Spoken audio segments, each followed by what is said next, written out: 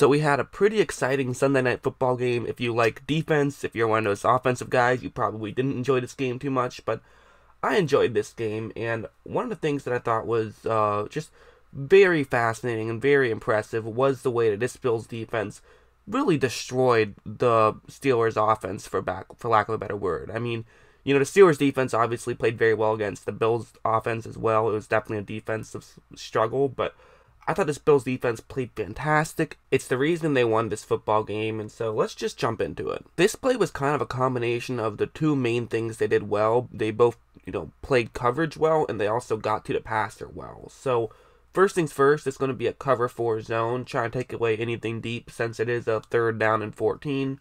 So, good play call. That's what I would do. Definitely the correct decision there by Buffalo. And then for Pittsburgh, they're going to have a receiver on a go route right there. Typically, you're doing this, like if in case it's man coverage, or maybe somehow it's a cover 1 and it's a disguise, where it's probably not going to be a cover 1 here, but that's just kind of them taking a chance. If something is open, then cool. If not, then we won't look in that direction. Because here in a cover 4, well, then it's guaranteed that it's going to be a double coverage, probably, so that's not the route you're going to want to throw to, but anyways, also what's going on at Buffalo is they have a twist going on right there. If you look at the line, they're going to be performing a twist. Of course, that means that the edge rusher then runs sort of to get the tackle to move closer to the guard, and then an interior lineman runs around the tackle and gets a straight shot to the quarterback, and it's going to work out. As you see, the tackle is definitely moving in to make sure that he's blocking the edge rusher, which will now allow that Buffalo Bill to easily run around. So for Hodges, he's going to have to make his decision quickly, and he's going to make a wrong decision here. He throws it to the route I said he probably shouldn't throw it to against this type of coverage. And not just that, but he's going to underthrow this ball. So at this point, this is a disastrous situation for the Steelers, and they need to start playing defense, essentially, knock the ball away. But that's not able to happen. Tre'Davious White is able to get the interception, and that was just really, from that moment on, it was all Buffalo in terms of defense. Their defense was really just tearing apart the Steelers' offense, and it was with plays like that. That was clearly just a massive part of Buffalo's game plan going in of, we're going to apply pressure, and if we have to send extra guys to apply pressure, then so be it. We need to make sure that we get Hodges not feeling comfortable so he makes some poor decisions and we can get some takeaways. And it absolutely was, it really did work out. Like, this play is a great example. That last play was kind of just them applying pressure with 4 guys. This play, they're going to do something different. I mean, you look right there. There are a lot of Buffalo players in one area, in the line, looking like they're getting ready to rush the passer. So, for Hodges, this is a difficult situation. It's tough to tell all of your blockers where they should be looking right now. And especially with no tight end in, I would almost actually get a tight end to move closer in at this point, just because there is so much potential pressure going on. But again, those are kind of veteran things, and there's not really enough time left to do it now at this point anyways. So that is what he is not going to do. But the good news is that there still is just going to be 4 Buffalo Bills rushing the passer. It's still going to be the 4 that are on the line. As in the 4 defensive linemen, not the 4 who are lined up on the line, because there's a lot more than 4 lined up on the line. But it's actually still going to be a blitz. They're still going to have 5 guys rush the passer, and it's going to be that defensive back right there who will be the 5th. And this just really does fool the Pittsburgh offensive line. I mean, if you look at their tackle right there, he's doing a pretty solid job of blocking his defensive lineman, but since there's another defensive back running in, he has to make sure that they're both getting blocked. And now, he knows that there is a halfback blocking behind him, so he could just get off and make sure that he blocks the defensive back and leave the halfback to just finish off the block against the defensive lineman. But the problem is that his halfback is also getting ready to move up and block that defensive back. So they kind of both go out to block the defensive back, which leaves the defensive lineman completely unblocked. That results in a sack, and it's one that really didn't have to be made because there was a tackle and a halfback in the area. You can make those types of blocks, but the reality is, I mean, part of it, just having a young quarterback, is you're not the best at protecting yourself. You're not the best at realizing, okay, I gotta make sure everybody is aware of what's going on right now.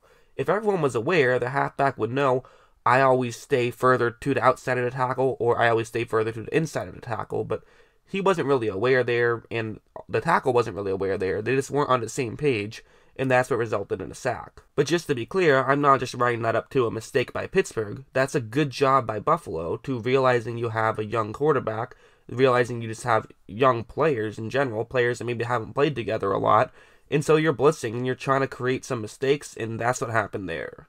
And it wasn't just that, but they were also playing aware football. Like on this one, it's going to be a cover 2 zone, but it's actually going to be a screen pass for Pittsburgh. They're simply going to hit the receiver on the bottom half of the screen, who will take a couple of steps back.